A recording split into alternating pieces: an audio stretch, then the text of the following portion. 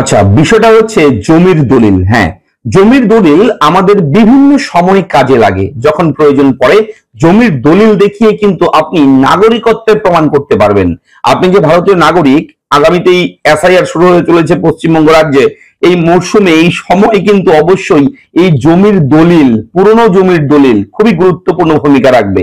এবং এই জমির দলিল কখনো যদি আপনার প্রয়োজন পড়ে, আপনি যে কোনো সময়ে অনলাইনের মাধ্যমে কিন্তু খুব সহজে বের করতে পারবেন। জমির ডিড রেজিস্ট্রেশন, জমির দলিল, সেটা কিন্তু আপনি ডাউনলোড করতে পারবেন এবং টোটালটা কিন্তু ডিজিটালি ভাবে হবে। এবং অলরেডি ইতিমধ্যেই কিন্তু পশ্চিমবঙ্গ রাজ্য সরকার এই প্রযুক্তিকে কাজে লাগাচ্ছে। এই ডিজিটালাইজেশনের জন্য, এই জমির দলিলগুলোকে ডিজিটাল করার জন্য যদি মানুষকে দিয়ে ম্যানুয়ালি করাতে যায়, তাহলে কোটি কোটি লক্ষ লক্ষ মানুষ পশ্চিমবঙ্গ রাজ্যে রয়েছে। এত এত মানুষের দলিল, সেই সমস্ত দলিল যদি একজন একজন করে বসে বসে হাতে লেখা শুরু করে, তাহলে তো ভুল হওয়ার সম্ভাবনা রয়েছে। তার পাশাপাশি প্রচুর সময় লাগবে। তো যাতে করে খুব সহজে কম সময়ের মধ্যে এই পুরনো দলিলগুলোকে, রেজিস্ট্রেশন যে সার্টিফিকেট রয়েছে সেগুলো যাতে করে ডিজিটাল করা যায় এবং মানুষ যাতে করে সহজে অনলাইনে এক ক্লিকে ডাউনলোড করতে পারে, তার জন্য কিন্তু আর্টিফিশিয়াল ইন্টেলিজেন্সকে কাজে লাগাচ্ছে। এবং এই এআই প্রযুক্তিটাকে অবশ্যই বিদেশি বিভিন্ন কোম্পানি কিন্তু টেন্ডার নিয়েছে, টেন্ডার তাদেরকে দিয়েছে গভর্নমেন্ট, পশ্চিমবঙ্গ রাজ্য সরকার তারা কিন্তু কাজ চালাচ্ছে, কাজ করছে।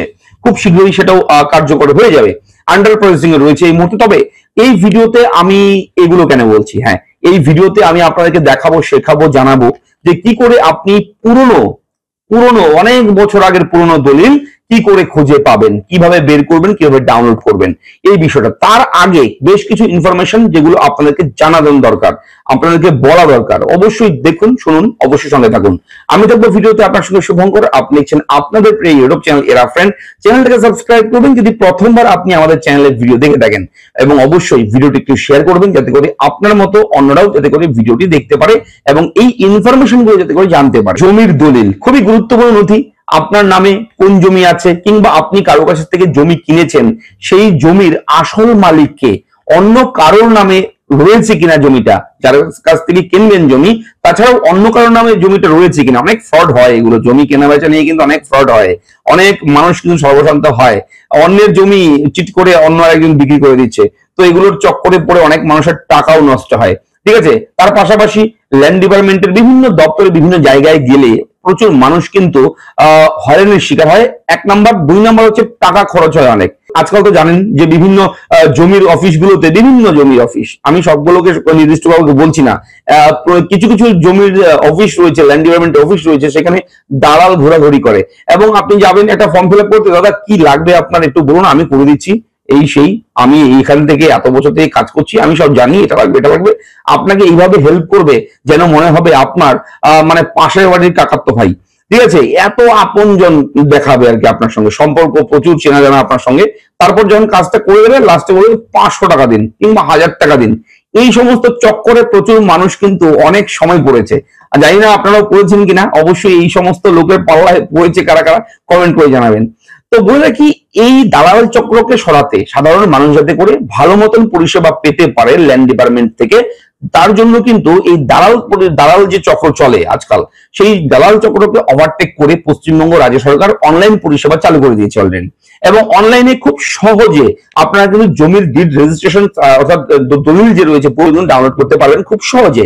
তাতে করে কি হয়, আপনাকে কারো কাছে যেতে হবে না, কোনো লোক ধরতে হবে না, কাউকে টাকা দিতে হবে না। আপনি অনলাইনের মাধ্যমে জাস্ট আপনি ডাউনলোড করবেন, আপনি যে কোনো প্রিন্টার মেশিনে, কালার হোক ব্ল্যাক এন্ড হোয়াইট, আপনি প্রিন্ট করে নেবেন, 10-12 টাকা দিয়ে প্রিন্ট করে নেবেন, বাস, একদম ক্লিয়ার একদম বিষয়টা, তাহলে কোনো সমস্যা নেই। এবার এই যে বিষয়টা, এটা আপনি কি করে করবেন, হ্যাঁ, এটা করার খুব সহজ পদ্ধতি রয়েছে, আমি দেখাবো A to Z। মন দিয়ে দেখুন ভিডিওটি, আশা করি আপনাদের সকলে ভালো লাগবে। আরো একটা বিষয় বলে রেখে আপনাদেরকে, এই জমির দলিল এই এসআইআর এ কিন্তু খুব খুব কাজে লাগবে।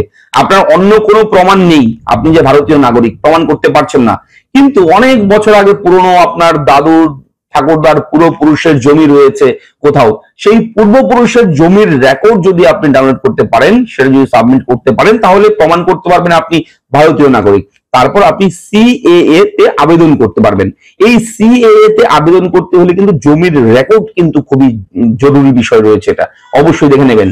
তো চলুন শুরু করি, দেখে নিই কিভাবে আপনারা এই জমি রেজিস্ট্রেশন সার্টিফিকেট ডাউনলোড করতে পারবেন খুব সহজে। দেখুন, তো আপনাকে বলবো, আপনি যদি প্রথমবার আমাদের এরা ফ্রেন্ড ইউটিউব চ্যানেলটিকে ভিজিট করে থাকেন, অবশ্যই চ্যানেলটিকে সাবস্ক্রাইব করবেন। আমরা প্রতিদিন আপনাদের জন্য বিভিন্ন জরুরি ব্রেকিং আপডেট কিন্তু প্রোভাইড করি ভিডিওর মাধ্যমে আপনাদের জন্য। অবশ্যই চ্যানেলটিকে সাবস্ক্রাইব করতে ভুলবেন না। চলে যাবেন গুগলে গিয়ে সার্চ করবেন, আপনারা জাস্ট কি সার্চ করবেন, ডব্লিউবি রেজিস্ট্রেশন, এই যে লেখাটা ডব্লিউবি রেজিস্ট্রেশন লিখে গুগলে গিয়ে সার্চ করবেন। সার্চ করার সঙ্গে সঙ্গে আপনার সামনে কিন্তু ডব্লিউবি রেজিস্ট্রেশনের অফিসিয়াল লিঙ্ক সবার প্রথমে পেয়ে যাবেন। তো প্রথমে লিঙ্কটা আপনি জাস্ট একবার ক্লিক করবেন। ক্লিক করার সঙ্গে সঙ্গে আপনার সামনে একটু ওয়েট করবেন, খুবই ট্রাফিক জাম থাকে এই ওয়েবসাইটটা, প্রচুর মানুষ কিন্তু জমির দলিল এখান থেকে ডাউনলোড করে নিচ্ছে। অবশ্যই আপনারাও এই সময় কিন্তু ডাউনলোড করে রাখতে পারেন, পরবর্তীতে আপনাদের কাজে লাগবে। আপনাদের পূর্বপুরুষদের যদি জমির দলিল কাগজ প্রয়োজন পড়ে সেটাও ডাউনলোড করতে পারবেন। এটা হচ্ছে directorate of registration and stamp revenue, finance department, government of West বেঙ্গলের অফিসিয়াল ওয়েবসাইট। এই ওয়েবসাইটটা অবশ্যই কিন্তু স্ক্রিনশট দিয়ে রাখুন, ওয়েবসাইটটা লিখে রাখুন www.registration.gov.in। এই ওয়েবসাইট আপনি মোবাইলেও করতে পারেন, কোনো সমস্যা নেই। তবে মোবাইলে করলে ডেস্কটপ মোডটা অন করে নেবেন, তাহলে কম্পিউটারের মধ্যে ফুল স্ক্রিন আপনার মোবাইলে ওপেন হবে। এরপর নিচের দিকে যাবেন, পেজটা নিচের দিকে যাওয়ার পর এখানে বেশ কিছু অনেকগুলো এরকম গোল গোল সার্কেল সিস্টেম করা রয়েছে, বিভিন্ন অপশান। এখানে প্রথমে ইওডিবি, এখানে বিভিন্ন অপশান রয়েছে, ইডি থেকে শুরু করে সমস্ত কিছু অপশান রয়েছে। এখান থেকে এই অ্যাপ্লিকেশন রয়েছে অ্যান্ড্রয়েড।